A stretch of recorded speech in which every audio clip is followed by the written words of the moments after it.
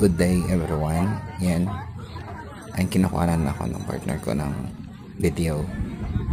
So may makikita kayong mga bangka, balsa. Yan yung sasakyan magtawid doon sa Imuki Island.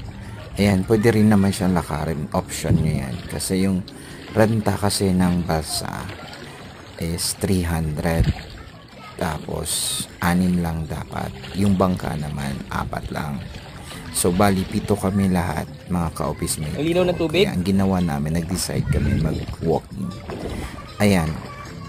Kailangan lang talaga may tsinelas para hindi masakit sa paa. Ayan yung island na yan mismo. Yan yung pupuntahan. Sobrang ganda kasi ng sea lake dyan. Ayan. Ayan, ang lakad lang. So, mabagal man pero ayan. Yan na yung mismo Imuki Island.